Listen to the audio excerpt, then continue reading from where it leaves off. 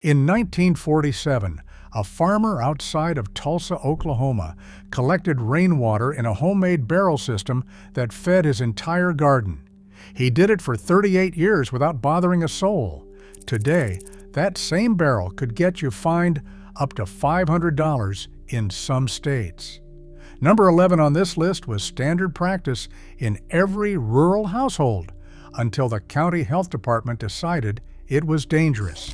Number 4 was done by millions of American families until the USDA made it a violation in the 1970s. And number 1, the single most common homestead practice in American history, is now restricted or outright banned in 32 states. These were not crimes, they were common sense. Before we start, hit that subscribe button. Let us count down the 25 so-called illegal homestead hacks our grandparents did every single day. Number 25, collecting rainwater off the roof. Every farmhouse in America had gutters that fed into barrels, wooden ones first, then steel drums, then purpose-built cisterns dug into the ground. Rainwater was not a resource to be wasted, it was the resource. Your grandfather positioned barrels at every downspout, covered them with cheesecloth to catch debris, and used that water for the garden, the livestock, and on some homesteads, the kitchen. A single thunderstorm could fill a 55-gallon drum in an hour. That was a week of irrigation, free. No pump, no well, no water bill. In parts of the rural South and the Great Plains, families depended entirely on rainwater because there was no municipal water, and drilling a well cost more than the house. Nobody thought twice about it. Then, states started passing water rights legislation. Colorado made it illegal to collect rainwater without a permit until 2016. Utah restricted collection to 2 covered containers of 100 gallons each. The reasoning was that rainwater belonged to downstream users who had legal water rights. Your grandfather's barrel was technically stealing from a river he had never seen. Today, satellite imaging can spot a rain barrel from space. The water that fell on your own roof became somebody else's property. Number 24, burning trash in the backyard. Before curbside pickup, before the entire waste management industry existed, every rural family burned their trash. There was a spot in the back corner of every property, a ring of stones, or a rusted-out oil drum with holes punched in the sides. Paper, cardboard, food scraps, anything that would burn went in. The fire was lit after supper most nights. The smell of wood smoke drifted across whole neighborhoods, and nobody complained because everyone was doing the same thing. A family of 6 might produce a single grocery bag of actual garbage per week because everything else was burned, composted, or reused. The burn barrel was waste management and pest control combined because burning scraps meant fewer rats nosing around the property. Open burning bans rolled through county ordinances in the 1960s and the 1970s, driven by air quality concerns. Today, burning household trash on your own property is a finable offense in most incorporated areas. Some rural counties still allow it, but the number shrinks every year. Your grandmother's burned barrel solved a problem for free that now costs the average American household $400 a year in waste collection fees.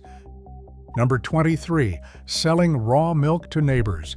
Your grandmother milked the cow at dawn, strained it through a clean cloth, poured it into glass bottles, and sold it to the family down the road for a quarter.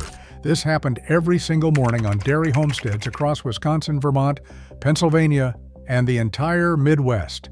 Raw milk, unpasteurized and unhomogenized, with the cream rising to the top in a thick yellow layer, was the only milk anyone knew. It was not raw milk, it was just milk. Then pasteurization laws swept through state legislatures starting in the 1920s and accelerating through the 1950s. By the 1980s, selling raw milk directly to consumers was illegal in more than half the country. The reasoning was food safety, and the science on pathogen risk is real. But so is this. Your grandmother's cow was healthy. She knew that cow by name. She cleaned the udder before milking, sterilized the equipment, and delivered the milk within hours. The industrial dairy operations that pasteurization laws were designed to regulate bore no resemblance to a woman selling a bottle of milk across a fence. Today, raw milk is banned for retail sale in about 20 states and heavily restricted in most others. Small homesteaders who want to sell milk from their own animals face licensing requirements, facility inspections, and testing mandates that cost more than the cow itself. Number 22, butchering your own livestock. If you raised hogs, you butchered hogs. That was the deal. Every fall, when the air turned cold enough to keep meat from spoiling during processing, families across the rural South and Midwest held Hog Killing Day. The whole community showed up. Men handled the slaughter. Women rendered lard, ground sausage, and scraped casings.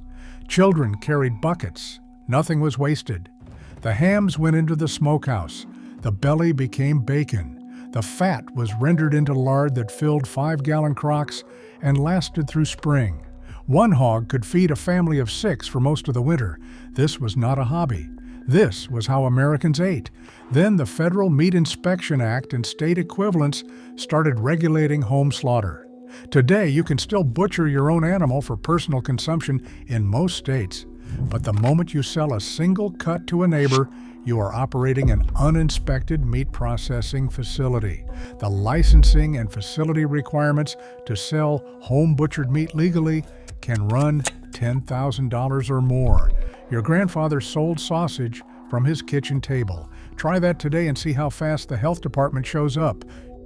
Your grandfather needed a chicken coop, so he built a chicken coop. He needed a root cellar, so he dug one. He needed a lean-to for firewood storage, so he nailed one together on a Saturday afternoon with scrap lumber and roofing tin. He did not file paperwork. He did not submit drawings.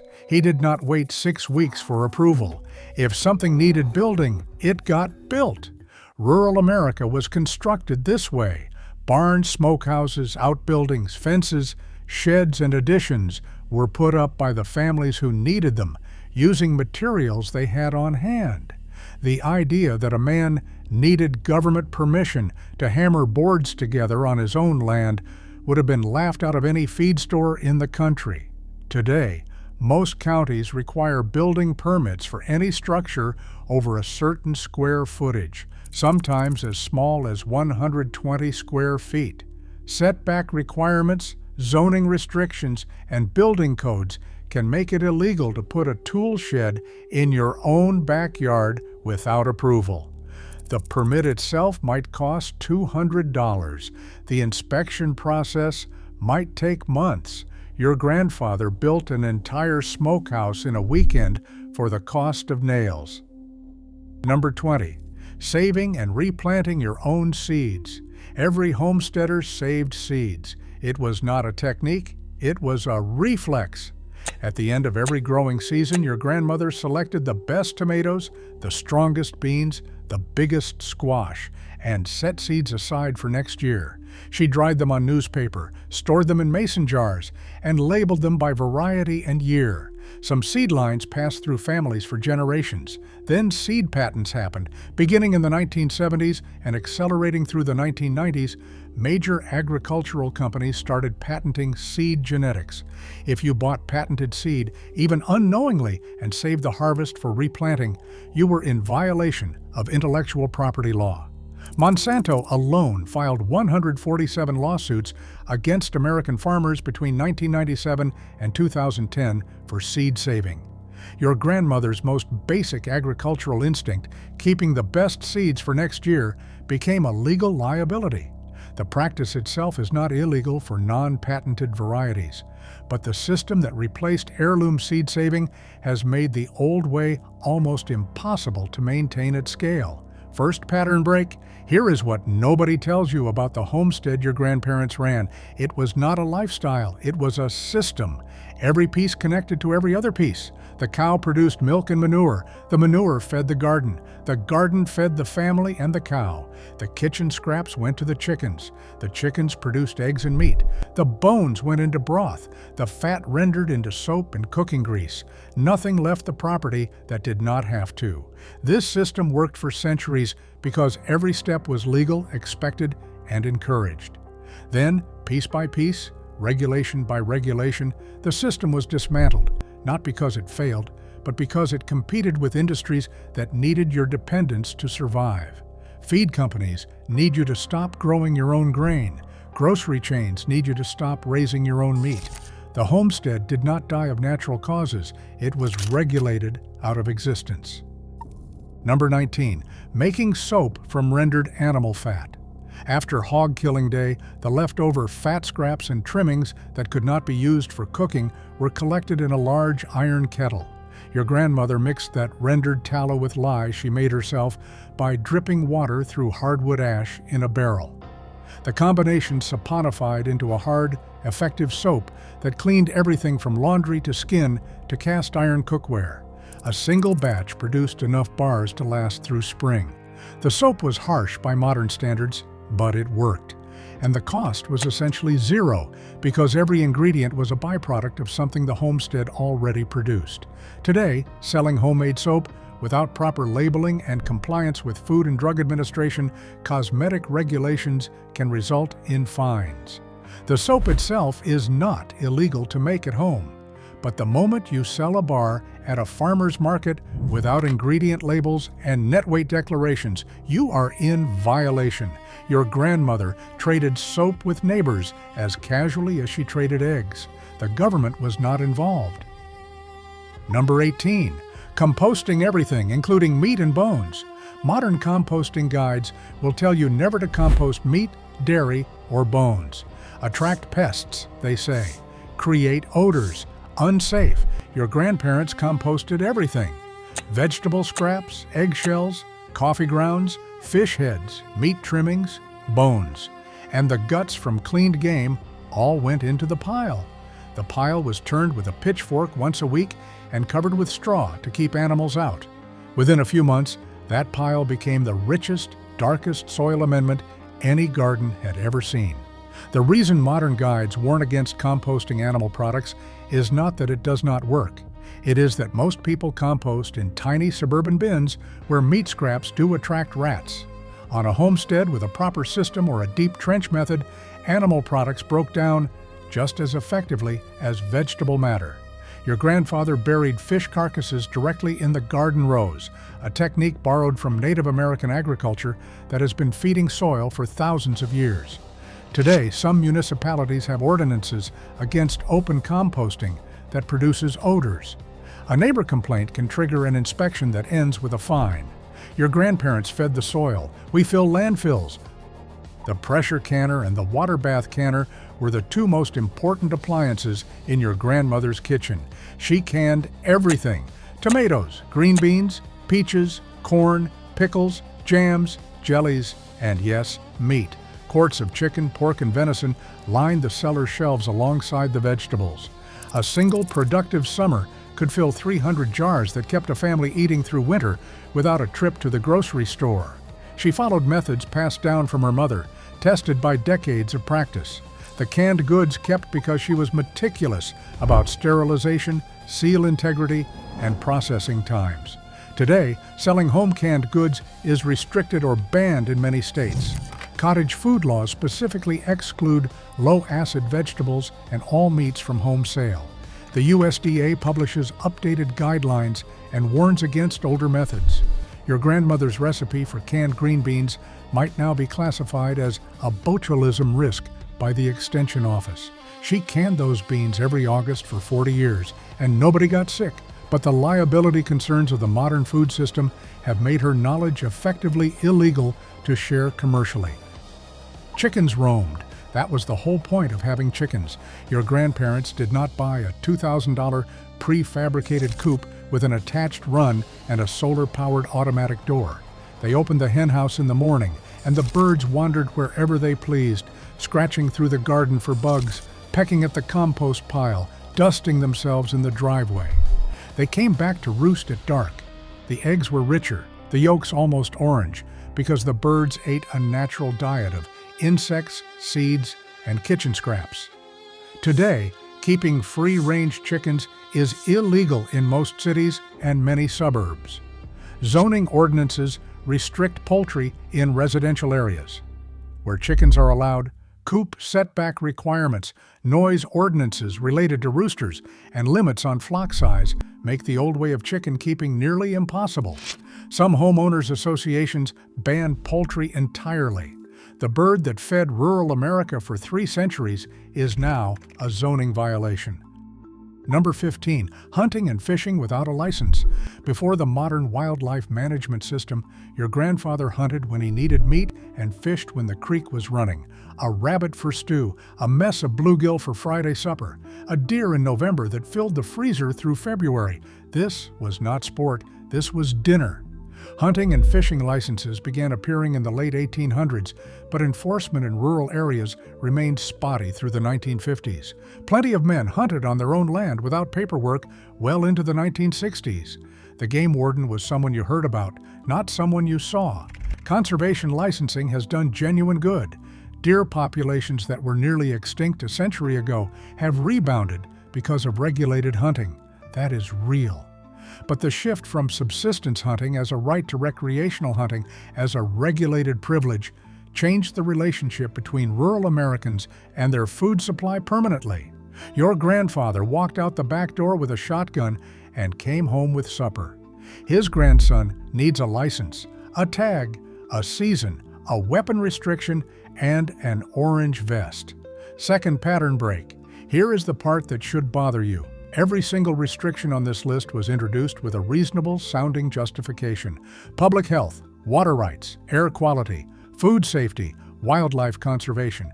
And some of those justifications are legitimate. Pasteurization has prevented illness. Building codes have prevented collapses. Hunting licenses have preserved wildlife. Nobody serious argues that all regulation is wrong. But here is what happened along the way. The regulations were written by people who did not homestead and enforced on people who did. The rules assumed industrial scale. They assumed negligence. A woman selling clean raw milk from a healthy cow got treated the same as a factory dairy shipping contaminated product across state lines. A man building a chicken coop on 40 acres got treated the same as a developer throwing up condominiums. The regulations did not distinguish between the homestead and the factory, and in failing to make that distinction, they destroyed the homestead. Every homestead had a smokehouse, usually a small wooden building, sometimes no bigger than an outhouse with racks or hooks inside, and a firebox fed by hickory, oak, or apple wood. Hams hung in there for weeks, bacon cured in the smoke, sausage dried slowly in the cool, fragrant air. The smoke preserved the meat without refrigeration, killing surface bacteria and creating a protective outer layer that sealed in moisture. A properly smoked ham could hang in a cool pantry for months. This was the original American refrigerator, and it worked. Today, building a smokehouse may require a building permit, a fire department inspection, and compliance with air quality ordinances. If you sell any product from it, you need USDA inspection, a separate facility, and an approved HACCP plan. Your grandfather hung a ham in a shed he built from scrap wood. That same act today involves government agencies. Your grandparents drank well water every day of their lives. They sank a well, installed a hand pump or a simple electric pump, and drank what came up. If the water tasted clean and nobody got sick, the well was good.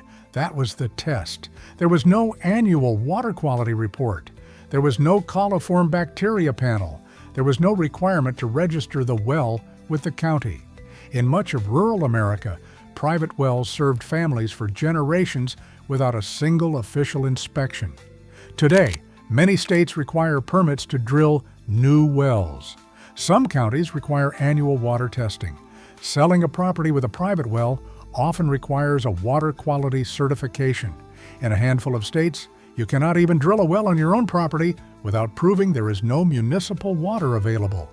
Your grandfather drank from a hand pump in the yard. His great-grandson needs a permit to install one. Number 12, keeping pigs in town. Through the 1940s and into the 1950s, keeping a pig or two was common even in small towns. A backyard hog pen was not unusual on a quarter-acre lot in a working-class neighborhood. The pig ate kitchen scraps, garden waste, and whatever else was available. By fall, it weighed 200 pounds, enough pork to fill a freezer and a smokehouse. The pig was a living garbage disposal and a savings account rolled into one. Zoning laws eliminated backyard hogs from most towns and cities by the 1960s. Odor complaints, public health concerns, and the general push towards suburban tidiness drove the pig out of American neighborhoods. Today, keeping swine within city limits is banned in virtually every municipality in the country. The animal that fed more American families through hard times than any other became a zoning violation almost overnight. Your grandmother did not call an exterminator. She did not buy commercial pesticides. She made her own.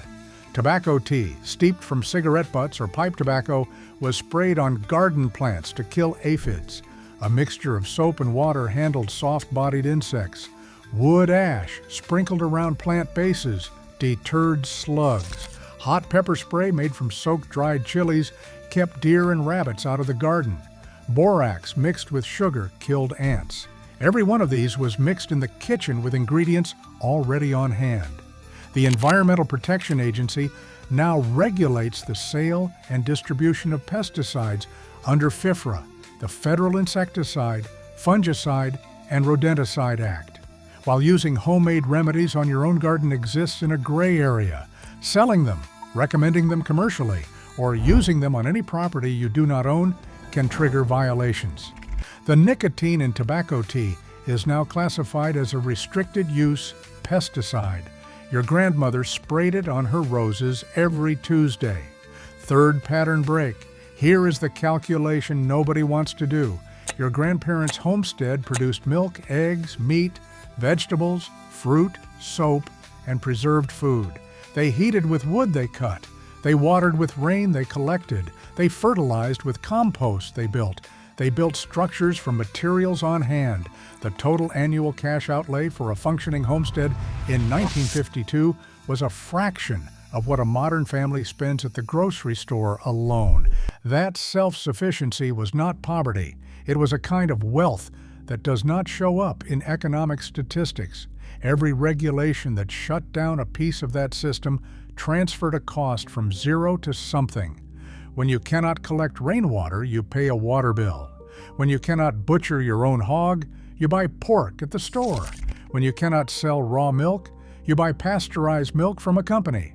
When you cannot build a smokehouse, you buy smoked meat from a processor. Each transfer was small, but added together, they turned self-sufficient families into consumers. And consumers are easier to count, easier to tax, and easier to sell to. Number 10. Growing food in the front yard. During both World Wars, the government begged Americans to plant victory gardens everywhere, including front yards. Millions complied. Lawns were torn up and replaced with rows of tomatoes, beans, squash, and potatoes. The government printed posters encouraging it. Then the wars ended and suburban aesthetics took over. Homeowners associations and municipal codes began mandating grass lawns and prohibiting vegetable gardens in front yards. In 2012, a woman in Oak Park, Michigan, faced 93 days in jail for planting a vegetable garden in her front yard. The charges were eventually dropped, but the ordinance remained. Several states have since passed right-to-garden laws, but many municipalities still restrict or ban front yard food production. Your grandparents grew food wherever the sun hit. Their grandchildren need permission. Number 9. Drying clothes on a clothesline. This one sounds too absurd to be real, but it is. Hanging laundry on a clothesline is banned or restricted for an estimated 60 million American households living under homeowner association covenants that prohibit outdoor clotheslines. Some municipal codes classify outdoor drying as a visual nuisance. Your grandmother hung laundry every Monday. Sheets, overalls, and towels flapping on the line were the backdrop of every American neighborhood for generations. The sun bleached whites naturally. The wind softened fabric, and the electric bill stayed low because the dryer stayed off. The push against clotheslines came from the idea that Visible laundry lowered property values. Developers wrote restrictions into homeowner association charters to maintain neighborhood aesthetics. Several states have passed right-to-dry laws that override homeowner association bans, but enforcement is inconsistent. The most energy-efficient clothes-drying technology ever invented, free sunlight and moving air, is still restricted in much of the country. Number 8. Distilling spirits on the property. Your great-grandfather made whiskey or brandy or applejack from the cider press. Home distillation was a common practice across Appalachia, the Ozarks, and anywhere else fruit and grain were abundant and cash was scarce. A copper still was as standard a piece of homestead equipment as a butter churn. The whiskey was for personal use, for trade, and yes, for sale. Prohibition made it a federal crime in 1920. But here is the part most people do not know. When Prohibition ended in 1933, home distillation remained illegal and still is today. You can brew beer at home, you can make wine at home, but the moment you distill spirits, even for personal consumption, you are committing a federal offense carrying fines up to $10,000 and 5 years in prison. Your great-grandfather's copper still is a felony. Every leftover, every peel, every scrap of bread, every bit of spoiled milk went to the animals. Pigs ate everything. Chickens got the vegetable trimmings. Dogs ate what the pigs would not touch. Nothing that came out of that kitchen went into the trash, because the animals were the trash system. A pig raised almost entirely on kitchen scraps, garden waste, and foraged acorns produced pork that modern heritage breed enthusiasts pay $15 a pound for. In the European Union, feeding kitchen scraps to livestock has been banned since 2002, following disease outbreaks traced to contaminated feed. In the United States, regulations vary by state, but many states prohibit feeding meat-containing scraps to swine without cooking them first to a specific temperature. Some states ban the practice entirely. The USDA considers uncooked food waste a disease vector. Your grandmother considered it breakfast for the hogs. Your grandmother grew chamomile for stomach aches, peppermint for headaches, echinacea for colds, willow bark for pain, and elderberry for everything else. She dried herbs in bundles hung from the kitchen ceiling and brewed teas that worked because the active compounds in those plants are the basis for half the pharmaceutical industry. Aspirin is derived from willow bark. Modern cold remedies contain compounds found in elderberry. But the moment your grandmother tried to sell her tinctures or label them with health claims, she crossed a line that the FDA now enforces aggressively. Selling herbal remedies with health claims without FDA approval is a federal violation. Even at a farmer's market, labeling a jar of elderberry syrup as a cold remedy can trigger regulatory action. She grew the medicine in her garden and used it freely. That freedom now carries an asterisk the size of the Federal Register. Number 5. Outhouse and graywater systems. Before indoor plumbing reached rural America, and in many areas that was well into the 1960s, every homestead had an outhouse and a graywater system. Kitchen sink water drained into the garden through a simple pipe. Bath water went onto the fruit trees. The outhouse was a pit latrine that composted human waste naturally over time. When one pit filled, you dug another and planted a tree over the old one. It was a sanitation system that required no infrastructure, no monthly bill, and no connection to anything. Today, building an outhouse on your own property is illegal in most jurisdictions. Graywater discharge without a permit violates state health codes in most states. Even composting toilet systems, the modern engineered version of what your grandparents did naturally, require permits and inspections in most areas. The simplest waste management system in human history is now a code violation. Number 4. Selling home-cooked food directly to the public.